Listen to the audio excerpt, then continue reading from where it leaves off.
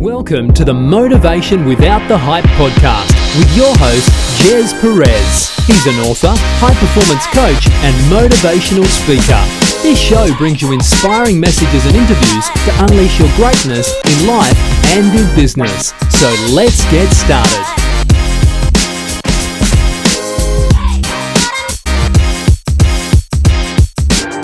Hi everyone, welcome to Motivation Without the Hype podcast show. My name is Gez Perez, a former procrastinator into an action taker. We bring you inspirational messages and interviews, including motivational insights, tips, principles, and proven strategies that you can take action on without the hype in unleashing your greatness in life and in business. So we appreciate you plugging in and spending time with us, and we have a very special guest, and I am super grateful to have her on our show.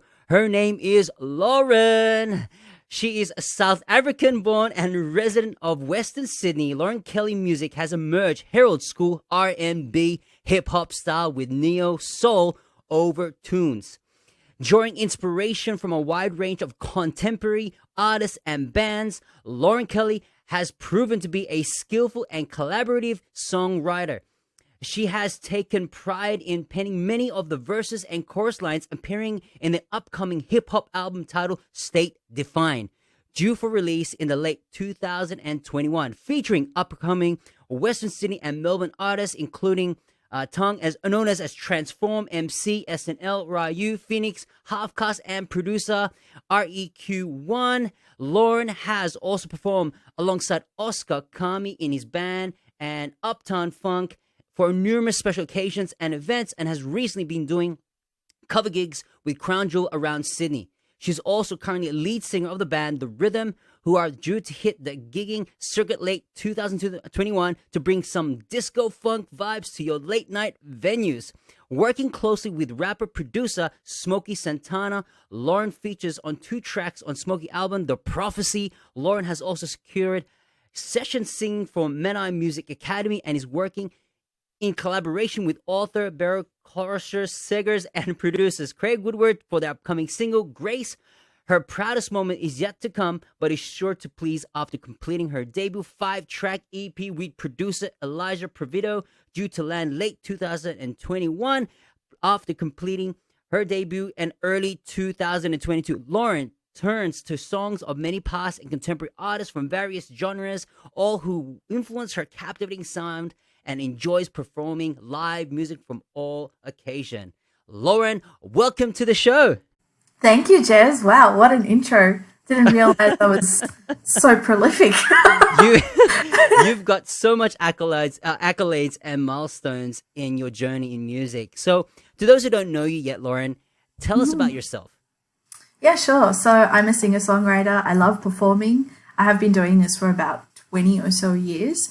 And it's been such a crazy journey coming from South Africa, having a lot of outside influences from the culture that I was surrounded by while growing up, bringing that over here to Australia. It's been quite influential over my music, and I dare say my music has become quite conversational. So I quite like to enjoy having a kind of like a conversation with my audience. So that's pretty much what I do, and in a nutshell. But Gez, you've kind of captivated everything. So yeah, not entirely sure what to say. You've done so much into the music industry, actually, and just reading through your bio and going through the journey as well. So I know you're very talented, very gifted when it comes to music. You come from a South African background as well, so the soul, and particularly with Africans as well, you've got the beats from within. Yeah, it's all about that soul, right? Yeah. So definitely. When it comes to music, tell us your journey all about it. Yeah. So how did it all started? Sure. So my music journey really started from home. My mum's a music teacher, particularly piano. And when I was in high school, I joined the choir, and we toured not Australia, we toured South Africa. With the Grahamstown Festival. I was the lead singer in the choir, which was a fantastic experience. From there, when we immigrated to Australia, I was part of 2 hip-hop groups. And during that time, I learnt, how to hone in on my craft with songwriting. I learnt, the fundamentals of what creates a great song, what captivates audiences, what makes a song interesting, and how to engage the audience during a performance. And I owe a lot to those previous rappers who you listed in my bio, in particular, Ryro Phoenix, Half Caste, and my partner SNL. So learned a lot from them when it comes to who I am as an artist and how I've come about my solo career. So I would say I've been doing solo music for roughly maybe 6 years. And it's been quite difficult, but it hasn't come without its rewards either. So yes, that's pretty much how I've come to do music here in Australia. So how did you find your passion in music? I know that you've got a lot of influences from your mom and Yes. your family. Yeah. How did you, because, when you're young, Mm. you just do things because you're surrounded with great influence, right? Whether Yes. you're an athlete. So, for example, Mm. if you're surrounded with a family who are into sports and into leisure and outdoors, usually that gets trickled down into the kids. So for Yeah. yourself, Yeah. music was part of your lifestyle. Mm. How did you kind of know that, yeah, this is my thing? I actually love music. When did you find that out? That was that kind of your passion? I guess it started when I noticed how much my mum would get involved with music outside of just being a music teacher. She also belonged to a band. I think it was 2 bands at the time, and she played percussion for these bands. And I would go and attend these rehearsals. I'd learn the songs, and at one point, Nice. I even wanted to be the lead singer when I was about 12 years old. Jamming out with 40 somethings. Not really a good look for them, but anyway. But from there, I really enjoyed the reaction from the crowd.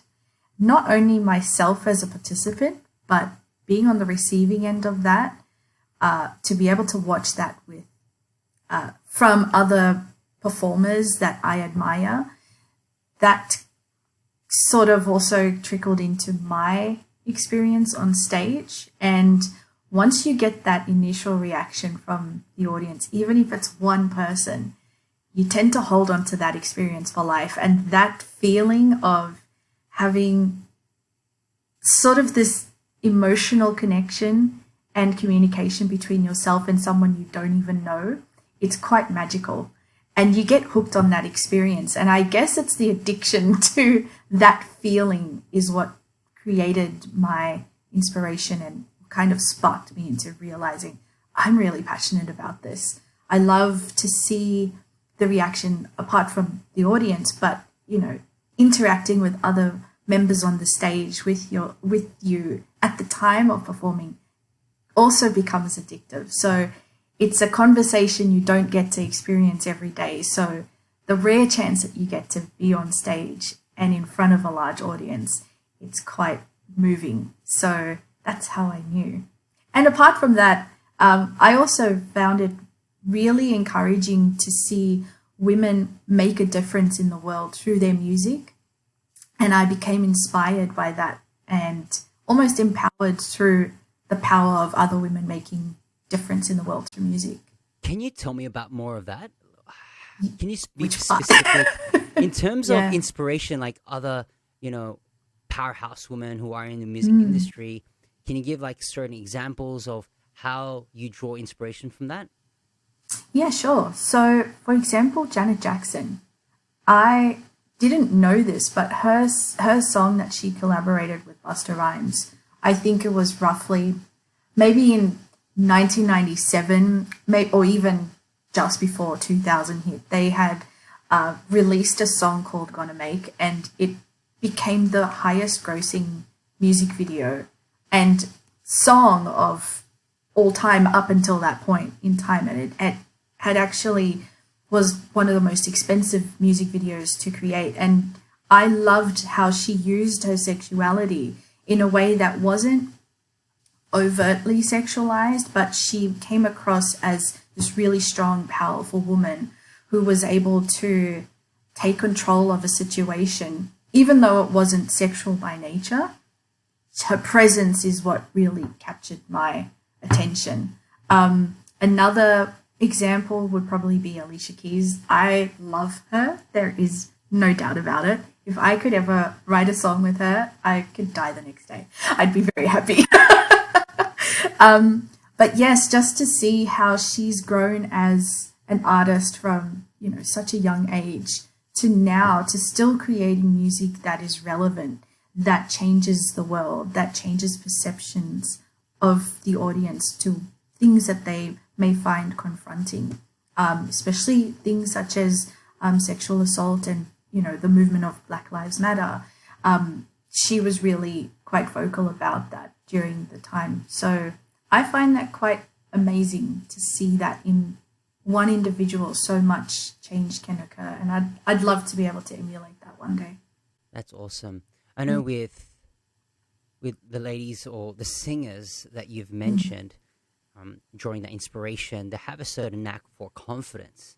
Yes. So those who are listening on the podcast who are aspiring to be singers just like you, or they're kind of in the journey, and you mentioned about being on stage as magical. Some others may think, oh my God, this is frightening. It's terrifying. But how did you find that confidence? How did you find to be in that moment where fear is all gone and you're owning that moment and you're sharing your gifts, your talent to the world? How do you get that confidence? Right. I would say that it comes a lot from the intention that you bring to the stage. So before I even enter the stage, before I even started performing, I had to, and I was working alongside yourself, Gez. You actually helped me realize this. I had to set the intention behind why I was doing what I was doing. And yeah, I could have said, oh, it's to provide for my family. It's to, communicate with people. But I knew that intrinsically it went a lot deeper than that. There was a deeper meaning behind why I was doing what I was doing. And without getting far too personal, my intention behind what I do on stage or who I want to be on stage or the kind of message I want to communicate with the audience is set right, about an hour before I even get to the venue. So I'm living and breathing my intention at the time so that nothing can sway me, not even my own negative thinking, because a lot of the time people can tend to talk themselves out of doing something that could actually bring them closer to a moment of greatness, right? So I tend to refocus my energy back onto my why, or the reason I'm doing it, and what my intention is. And a lot of the time when I'm up on stage, the feedback that I get or the reaction I get is in alignment with that intention. So for an example, my intention could be to connect with people who are in the audience, and that can be communicated to me from an audience member either through laughter, tears, them clapping, them cheering, them dancing along to my songs, or even putting their lighters up and, waving it around in the air. You never know. That's still connection. And the worst part for a performer is to not get the reaction. And a lot of the time that comes down to not being confident in the intention that you set. So I find that it tends to dispel all of the, what would you call it? The nervousness, the butterflies, and you tend to find this moment or this place in yourself that just creates that confident space. So, after many years of experience in the music industry, obviously there's going to be a lot of ups and downs, a lot of challenges. Yeah. How did you overcome those situations? Because in the music industry, it's inevitable, right? You are going to experience a lot of challenges along the way. Yeah. How did you overcome that? Because a lot of people who are either in the same journey, maybe they've just started or in the middle or they're getting there. Yeah. Because everyone's on a different journey. For you, how did you overcome those challenges? Right. Firstly, it sounds corny, but 100% belief in yourself is absolutely essential.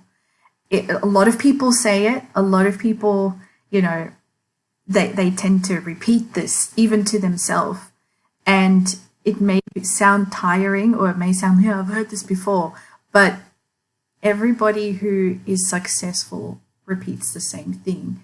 And it's because of that it sets the tone, it sets the ball rolling for their success. So how do you, 100%. so what are the steps? So for you, Lauren, I know everyone has their own ways in doing things, but you mentioned about everyone has a certain belief in themselves. For you, what are the things that you do to empower your self-belief? Positive affirmations every morning, even if it's just one. I actually have one right here sitting. Please share to the audience. Change the way I interpret the messages I get from people, right? And please explain. So, yeah, I will. So, and that doesn't necessarily only mean people outside of my immediate vicinity. It could even be myself. I could look at a scenario and think, oh, the world is ending. It's so bad. For example, in the music industry, rejection. I didn't make it through this one audition, right? It could be the end of the world for some people, and they tend to want to give up on it. I then look at that as, instead of looking at it as a terrible instance, I could look at it as a learning experience. I would look at it as feedback. Okay, yes, I wasn't successful, so how can I make it successful? What can I do differently the next time? Is this enough to actually make me give up on all the years and dedication I've put into my craft? Is it enough? Chances are no. Is it going to kill me? No. So therefore, I should probably move on with it. And I end up getting a lot of motivation from that as well. So yeah, changing the way I interpret the messages I get from people, even myself, helps me flip my mindset and keep me motivated. Yeah. So the power of belief, what else is there that you get over challenges? Yeah, surrounding yourself with the right people. Oh my gosh. Finding your tribe is so powerful. I learned that from you. And you know, it's taken me, I'd probably say roughly maybe 6 months since the last time I'd spoken to you, since I've found a group of people that are willing to uplift each other, are willing to focus in on their own thing that they're focused or, you know, wanting to achieve, and then also want to uplift other people around them to help them achieve the same thing or similar.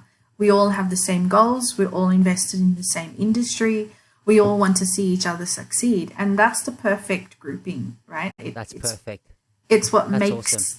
It's what makes the juices flowing. And how do you, what was the difference between the old environment that you're in to the environment that you are in now with intention?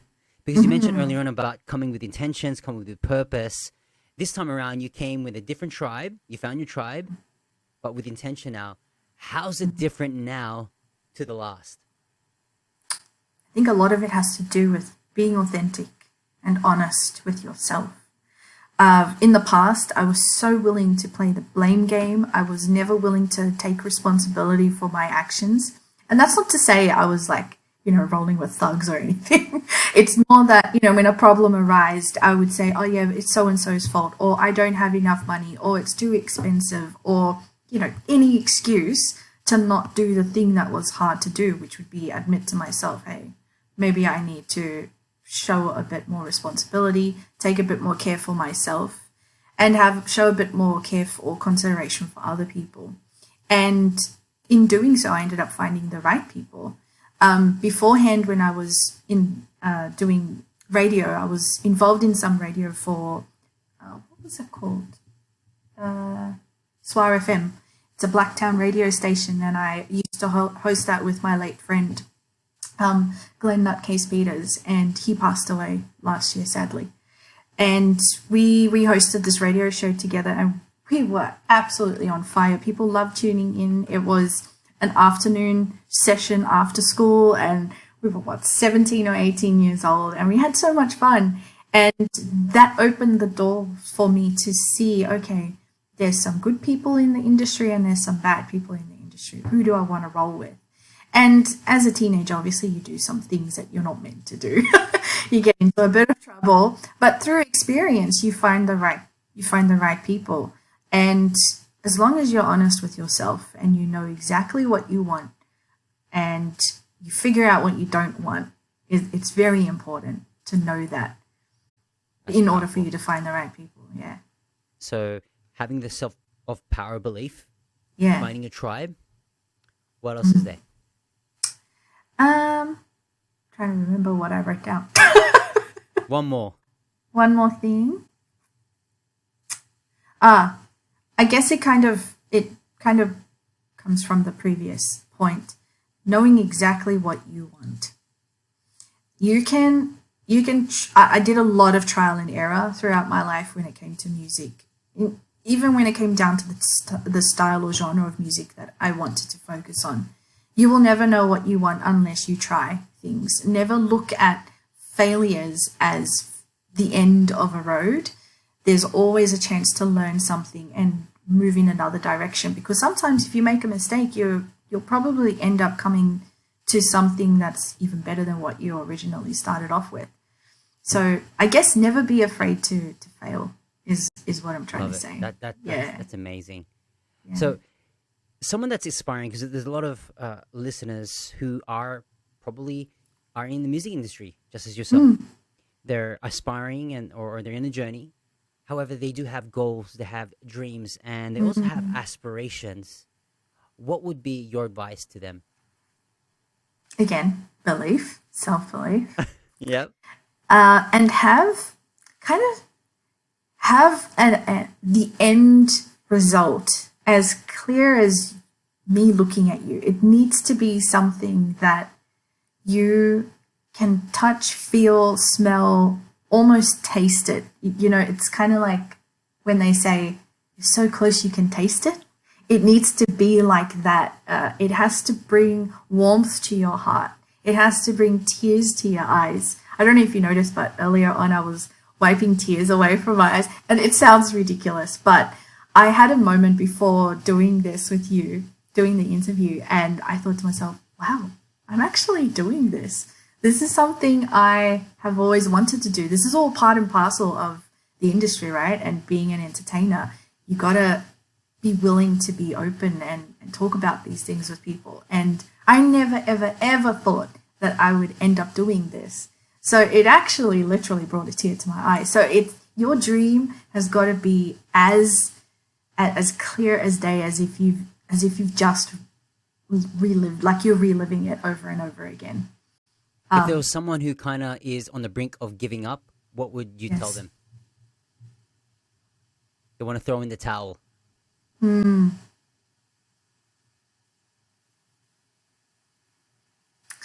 Ask yourself, at what cost is this coming? I had a job prior to doing what I'm doing now, and I was so unhappy in my job. I hated it. I loved what I did, but I hated the job, if that makes sense. Because a lot of the time, if you're surrounded by the wrong people, if you're in the wrong environment, it can tend to bring you down and steer you off the joy of what you actually love to do. And I was so unhappy. However, I still wanted to keep going, right? I still wanted to fulfill that purpose. And my stepmom had asked me, at what cost is this coming? Your mental health, your family, your relationships, even your creativity is suffering. Are you willing to keep going at that cost? Or is there something greater for you on the other side of this? Now, if you flip the script and you look at what you're doing and it's something that you are really passionate about, at what cost is your passion going to come if you were to give up, right? Are you going to give up on all the years that you've dedicated? Yes, I'm going to give it to you, Gez. Are you going to give up on all the effort that you've put into, the tears, the late nights, the cost, the money involved behind pulling yourself through and getting that passion realized? Is that really going to be worth it in the end? Because I can tell you what, as soon as you get to those bumps in the road, you're only that much closer to the victory.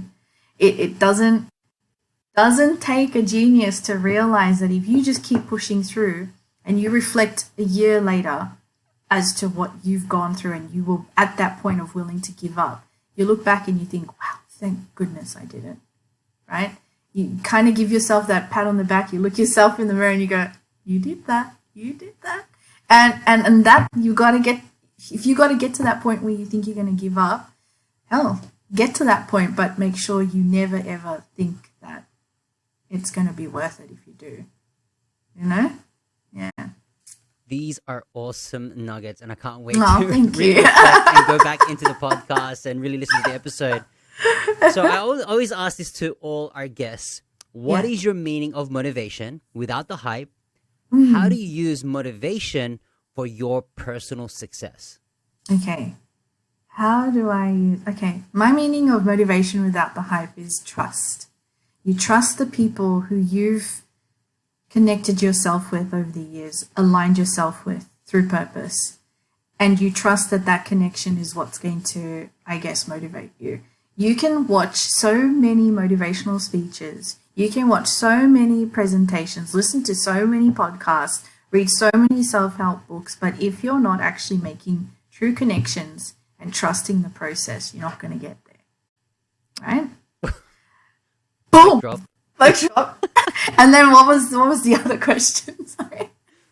No, this is awesome. This is great. What was the other question? And how do you use motivation for your personal success? How do I use motivation? Okay. Well, let's face it. There are days where I think I don't want to do this. Actually, I had that over the weekend. I felt I didn't want to do this gig. I was going to the Lewis Hotel. I managed to get a monthly residency there, which is yay, my first residency. It's great. So once a month, every Sunday. And I was actually getting ready to have a bit of a nap after work because I was tired. And after I woke up, I was like, I really don't feel like doing this. I'm so tired. And I don't know, maybe I'll just cancel. Because I knew a lot of people weren't going to be there. It was going to be a really small audience. And I tell you what, having a bigger audience is superly helpful when it comes to having motivation. But it's not always readily available. Sometimes you play to 5 people, but it becomes the best performance of your life. Anyway, that still wasn't enough. So I started thinking back, okay, how do I reel it in? I don't want to cancel. I don't want, to create a bad impression. This is my brand. I have to be responsible for it. So I ended up thinking back to my why. I brought through an intention. I looked at a positive affirmation for the day. I can't remember which one it was. It might have been I can, I will, I must.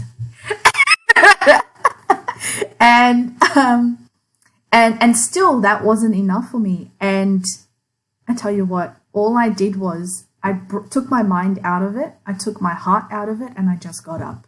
There was no thinking. It was literally action, just taking action.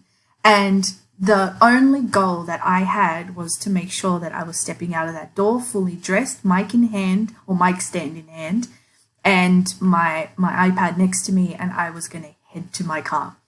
And I knew that once I was dressed and ready to go, there was no turning back. There was no reason why I shouldn't be doing it. And that was my motivation enough. The fact that I was ready. And I take that forward. I take that forward into my other performances every single time. Even when I feel like it, even when I'm actually really ready to do it, I go for it because I'm ready. So always be ready. Yeah. That's awesome. And use motivation with a decision and just taking action. And that's the main thing. Yeah. So, yeah. Oh, wow. So thank you so much, Lauren. You're so welcome. That was just awesome session, just going through the entire conversation. And I trust and I know that the listeners have taken so much value out of that with your experiences, with your insights in this podcast show. So thank you. Ladies I and hope it gentlemen, all made sense. Yeah, it does. So those who are listening right now, for more information in how you can actually get in touch with Lauren, look at our show notes and on the provided links there. If you want to keep up to date on all the releases, performances, and appearances, do follow her on Facebook. If this episode has been helpful and uplifting, we would love for you to write a review to inspire more listeners to get plugged in. We will continue to provide high-value content in each of every episode. And if you don't mind sharing this podcast show on social media by inviting others, it would mean the world to me. Every time you tag me, we will get the opportunity to share those posts, and together we can make a difference in the lives of others through inspiration episodes just like this. So there you have it. In closing, continue to unleash your greatness and tell yourself that I can, I will, and I must, and I'll see you on the next episode. Let's go!